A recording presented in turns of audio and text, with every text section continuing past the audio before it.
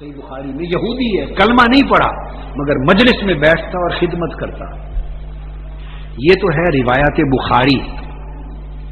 اب یہی روایت امام احمد بن حنبل نے مسند میں بیان کی، یہی روایت اپنے طریق سے، اور حافظ ابن کثیر نے امام احمد بن حنبل کے طریق سے تفسیر ابن کثیر میں بھی نقل کی. امام احمد بن حنبل روایت کرتے ہیں کہ وہ خدمت کیا کرتا تھا، انہوں نے خدمت کی وضاحت کی ہے حدیث میں. مسند احمد بن حنبل میں خدمت کی وضاحت کی ہے. یہودی بچہ خدمت کیا کرتا تھا حضور کی مجلس میں، تو حدیث پاک میں ہے کہ حضور علیہ السلام کے وضو کے لیے لوٹا بھر کے رکھتا تھا، اور جب حضور تشریف لاتے تو جوڑے اٹھا کے گود میں رکھ لیتا تھا، اور جب اٹھ کے جانے لگتے تو دوڑ کے جوڑے پہناتا تھا. لوٹے بھرتا اور جوڑے اٹھاتا. یہ خدمت تھی اس کی. اٹھا لے مسند احمد بن حنبل. اور حافظ ابن کثیر علامہ ابن تیمیہ کے شاگرد رشید، انہوں نے اس روایت کو لیا کہ حضور علیہ السلام کے وضو کے لیے لوٹے بھرتا اور جوڑے اٹھاتا تھا. یہ نوکری تھی. 2-4 روز گزر گئے، وہ نہیں آیا. لم یکن جبارا، سخت گیر نہ تھے، سخت مزاج نہ تھے. اس کی شرح کر رہا ہوں. آقا علیہ السلام نے پوچھا صحابہ کرام سے، کچھ دن ہو گئے ہیں وہ یہودی لڑکا نہیں دیکھا. عرض کیا یا رسول اللہ وہ بیمار ہو گیا ہے، تو بستر علالت پہ ہے اس لیے نہیں آیا. اچھا. فرمایا ابو بکر عمر چلو اس کے گھر چلے، اس کی عیادت کرا. ہم تو مسلمان کے گھر کوئی بیمار ہو جائے تو عیادت نہیں کرتے، اور نبی وہ ہیں کہ وہ یہودیوں کے گھر بھی عیادت کے لیے تشریف لے گئے.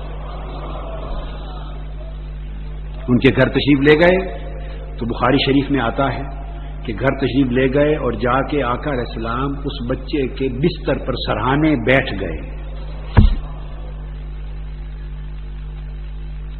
مبارک ہو تجھے یہودی کے بیٹے، ہائے ہائے کہ تیرے بستر پہ آقا بیٹھ گئے ہیں.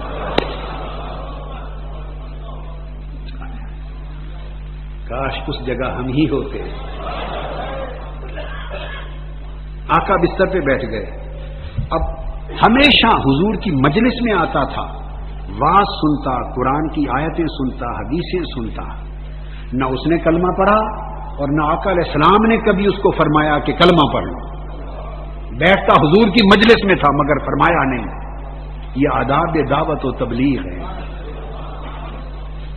یہ آداب دعوت و تبلیغ ہے. اس لیے کہ بات گفتار سے نہیں بنتی، کردار سے بنتی. اب اس کے گھر تشریف لائے ہیں عیادت کے لیے، تو اس کے سرانے بیٹھ کے فرمایا یہودی کے بچے کو کہ بچے میرا کلمہ پڑھ لو، اسلام قبول کر لو، کلمہ پڑھ لو. اس بچے نے اپنے باپ کی طرف مڑ کے دیکھا. یہ سب حدیث صحیح بخاری میں ہے اور مسند احمد بن حنبل. باپ کی طرف مڑ کے دیکھا، باپ خاموش کھڑا رہا. بچہ بھی باپ کے ڈر سے چپکے سے بیٹھا لیٹا رہا. آقا علیہ السلام نے دوبارہ فرمایا میرا کلمہ پڑھ لے. اس نے پھر باپ کی طرف دیکھا. جب دوبارہ دیکھا تو تھا تو یہودی، مگر کہنے لگا بیٹے مجھے کیا تکتا ہے، ابو القاسم جو فرماتے ہیں مان لو.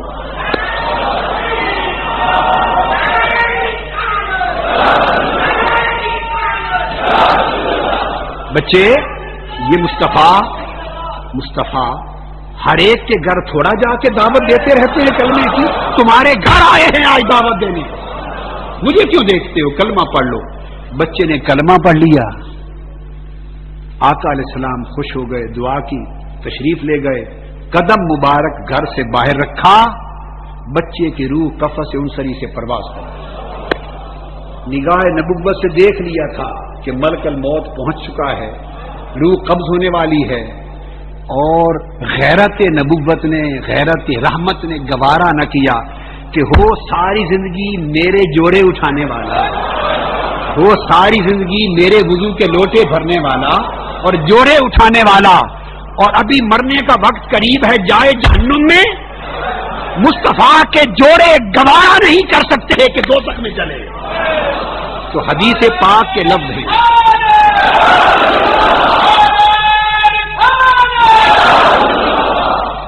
حدیث پاک کے لفظ ہیں، آقا علیہ السلام ادھر گلی میں نکلے اور ہاتھ اٹھا کر فرماتے جا رہے تھے الحمدللہ الذی انقذہ اللہ بی من النار، اس اللہ کا شکر ہے جس نے میرے صدقے سے اس بچے کو دوزخ سے نکال لیا۔ یہ کلمہ وسیلہ ہے، اس حدیث میں کلمہ توسل ہے، الحمدللہ الذی انقذہ اللہ بی من النار، اس اللہ کا شکر جس نے میرے صدقے سے، میرے وسیلے سے اس کو دوزخ سے نکال لیا۔ اب یہاں ایک بات کہنے کی جسارت کروں گا، آقا علیہ السلام کی تو شان یہی تھی جو آپ نے فرمایا۔ آقا اجازت ہو تو ہم غلام بھی کچھ عرض کر دیں اسی موقع پر۔ حضور کی شان تھی، آپ نے شان کے لائق فرمایا کہ اس خدا کا شکر جس نے میرے صدقے سے اسے دوزخ سے نکال لیا۔ اور آقا ہم علی سبیل التنزل یہ کہیں گے اس خدا کا شکر جس نے حضور کے جوڑوں کے صدقے سے دوزخ سے نکال لیا، جو حضور کے وجہ سے، حضور کے صدقے سے دوزخ سے نکلا۔ وہ صدقہ تھا کیا؟ کوئی تہجد پڑھتا تھا، نماز پنجگانا پڑھتا تھا؟ وہ تو سرے سے یہودی تھا، اس نے تو پوری زندگی کلمہ ہی نہیں پڑھا، نماز سیکھی نہیں، ایک عمل نہیں کیا۔ تو بتائیے اب دوزخ سے اگر بچا تو کس شے نے بچایا؟ ایک جھگڑا چلتا رہتا ہے مسلمانوں کے درمیان کہ محبت مقدم ہے یا عمل مقدم ہے۔ کیا جھگڑے ہیں؟ ایمان کی معرفت سے محرومی ہے اور کچھ نہیں ہے کہ محبت مقدم ہے یا عمل اور اتباع مقدم ہے۔ میں تو نہ کسی کو مقدم کرتا ہوں نہ کسی کو مؤخر کرتا ہوں۔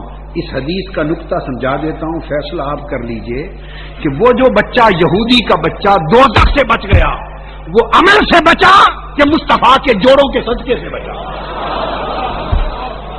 اس کو دوزخ سے نکال کر جنت میں کس نے بھیجا؟ کوئی نماز پڑھی تھی؟ بولیے۔ حج کیے تھے، روزے رکھے تھے، تسبیح کی تھی، دعوت اور تبلیغ کی تھی، مسجدیں بنائی تھی، اللہ اللہ کیا تھا؟ وہ تو اس لمحے روح پرواز کرنے سے 1 منٹ قبل تک یہودی تھا، موت سے 1 منٹ پہلے تک یہودی تھا، کلمہ ہی نہیں پڑھا تھا۔ اور عمل کیا کیا؟ صرف کلمہ پڑھا، نہ ابھی صحت یاب ہوا، نہ جا کے کوئی شریعت سیکھی، نہ نماز روزہ کیا، غسل بھی نہیں کیا، بستر پر لیٹے لیٹے کلمہ پڑھا، روح قفس انصری سے پرواز کر گئی۔ اس لیے حضور نے فرمایا کہ اس خدا کا شکر کہ جو صرف میرے صدقے سے اس کو جنت میں لے گیا۔ اب وہ جو حضور کی وجہ سے جنت میں گیا وہ وجہ اس کی کون سی خدمت بنی؟ بولیے۔ بس حضور کی ذاتی نوکری۔ اے اہل اسلام، اے اہل عالم اسلام، مادیت کا دور ہے، خدا و مصطفیٰ سے دوری کا دور ہے۔ میں صرف ایک ہی سبق میری عمر بیتی دیتے دیتے دے رہا ہوں، دیتا رہوں گا، فقیرانہ آئے صدا کر چلے، میاں خوش رہو ہم دعا کر چلے، اور یہی سبق دیتے دیتے ہم بھی چلے جائیں گے۔ مگر ایک ہی بات پلے باندھ لو، سارے عمل کام کی شے ہے، مگر وہ کام تب آئیں گے جب پہلے مصطفیٰ کی غلامی ہوگی، حضور کی محبت ہوگی، حضور کی نوکری ہوگی، حضور کی ذات سے نسبت ہوگی۔ ذات سے نسبت پیدا کرو، ذات سے نسبت پیدا کرو۔ یہ میلاد کا منانا اور میلاد والی محبتیں یہ حضور کی ذات سے جوڑتی ہیں، اور حضور کی سیرت طیبہ کا پڑھنا سننا بیان کرنا حضور کے عمل سے جوڑتی ہے۔ میلاد محبت کی شمع روشن کرتا ہے اور سیرت اعمال صالحہ کی شمع روشن کرتی ہے۔ دونوں لازم و ملزوم ہیں مگر محبت مقدم ہے۔